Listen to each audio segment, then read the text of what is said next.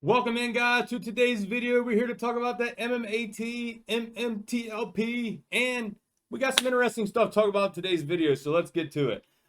First, you can see here, metamaterials was down today about 1.5%. Volume was a little light. Average volume 6.3 million. We traded about 4.5 million. Touching base real quick here on metamaterials, had a bad day, and I think the MMTLP had a bad day. And there's a lot of this nonsense going out there by the stock god and all that, talking about all this FUD of MMTLP.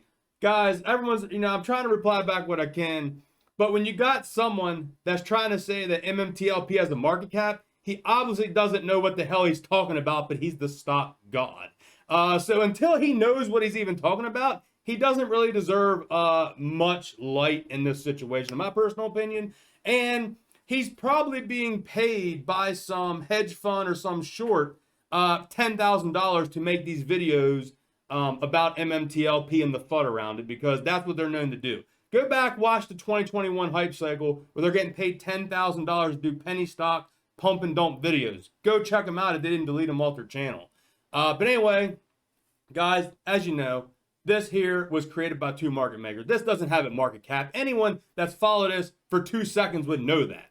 There is no market cap on this. And finally, they just updated it. That it actually is NA for market cap. But I guess if you only cover this once whatever, trying to get some views, whatever you're trying to do, I guess you really wouldn't know that. I mean, we had John Berta on the channel here on the MetaFam chat. We interviewed him, had a conversation with him. He is the former CEO and former CEO Torchlight, guys. The former CEO told us everything we need to know. So guy doesn't know what he's talking about. So whatever. Of course, there's always risk in investments. He does have a point.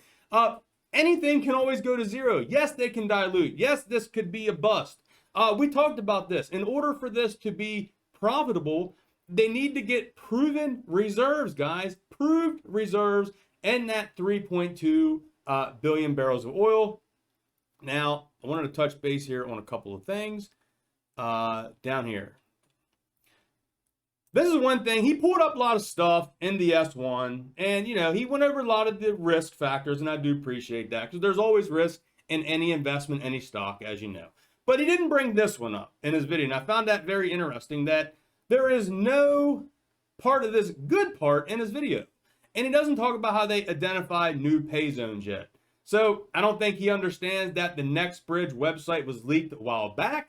I don't think he understands that. I think he was just making a quick video in probably 10 to 15 seconds without any research, without any due diligence. They have stole Sterling stocks footage from before. They've even stole my information from before, talking about special dividend stocks. So they're just known to do all this. That's what they're known to do. But I'm not really here to, in a sense, bash the guy. I just want to make sure the correct information is out there.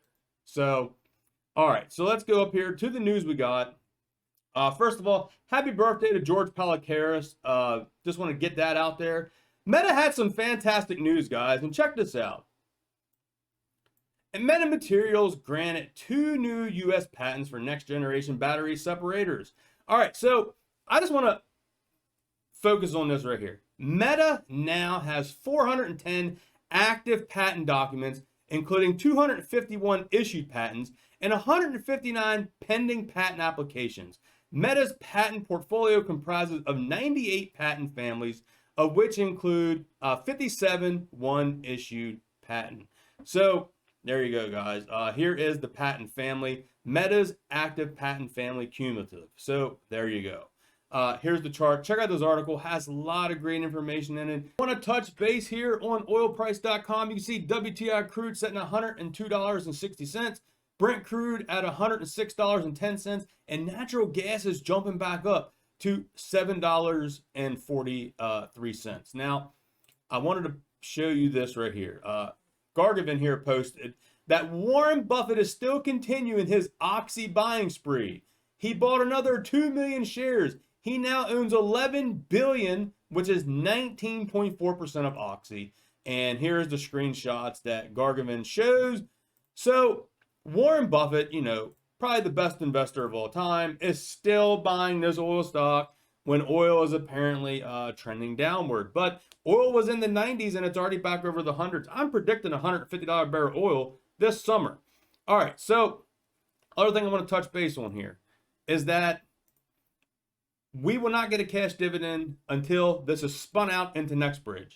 This cannot happen on Meta's book. So where they're saying there can't be a cash dividend, that is correct. It cannot be a cash dividend on MetaMaterials books. This has to get spun out. That was the plan from the beginning, is to be spun out, get off of Meta's books, be its own entity, and then it could be sold. So keep that in mind as well. All right, so continuing here on the tweets. George has a lot of great tweets out here today.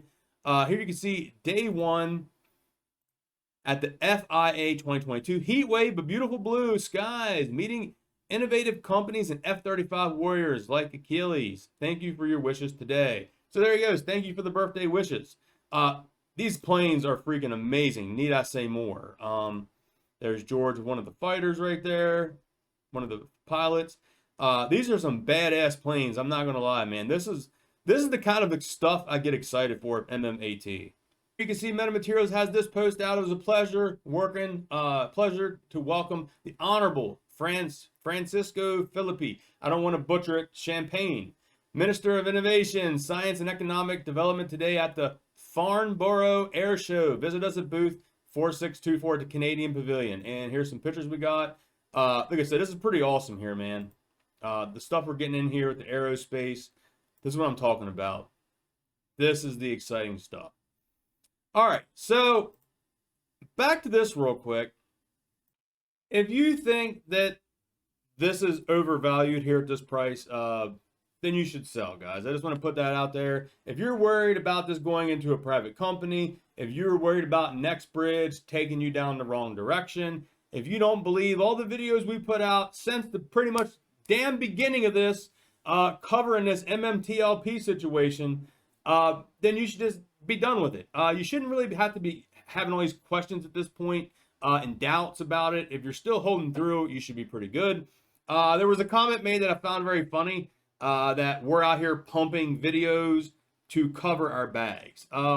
Even with this going down 13, almost 4, let's just say this is down 14% today. In my Fidelity account, I'm still up 26% on my MMTLP position. And in my TradeStation account, I'm up over 30%. So I'm not holding any bags in MMTLP, but if I'm being transparent, yes, I'm holding bags in MMAT, absolutely. I'm holding around a mid-3 average on MMAT. So yeah, I'm holding big bags in MMAT, but I'm man enough to admit what I'm holding bags on. I'm definitely not holding bags on MMTLP. I hope this goes to 0. I hope this goes to 1 cent. Please, market makers, please pay them more money. Pay them $20,000 to drop this down to a penny so I could just buy as many as I can. Please, hedge funds, you're not doing a good enough job. Down 14%. I want this to get down to 1 penny. I want a 99. I want a Terra Luna drop on this. That's exactly what I want. That's how much I believe in this. I hope we get a Terra Luna drop in MMTLP so I can freaking buy that dip, man. That's what I want. I want the drop on this because, guys, this price doesn't matter. How many times I got to say that? The price will be given to us by NextBridge when they sell the assets. If they decide to take it private, well, they're going to be private. Whether it's public, they do dividends, whatever they plan on doing, I'll wait to see what they do from there. I plan on doing a video coming out on my thought process on my little game plan on selling some shares. I kind of got a little game plan of selling maybe 10% if this hits 20 bucks. When it hits 20 bucks, I should say. Not if, but when. It will hit 20 bucks. Eventually, it will hit $20. So when this hits 20 bucks, I will sell 10% of my position. And that's to basically cover all my initial investment and give me some profit and go from there. So we'll have to wait and see what time down the road gives to us. But I'm very bullish. Like I said, am I right? I don't know. I'm not a financial advisor. I could be completely wrong. This could go to 0. NextBridge could be worthless. I don't know. I'm just giving that everything that I have covered since the beginning, the inception of this MMTLP situation, I'm freaking bullish as ever. And I believe we're going to get the prices that we believe is fair value. And I believe that statement, maximum value, will be made. So Hope you all enjoyed today's video. If you did, please smash thumbs up. Leave me a comment down below. And I will catch you on the next video, guys. Peace.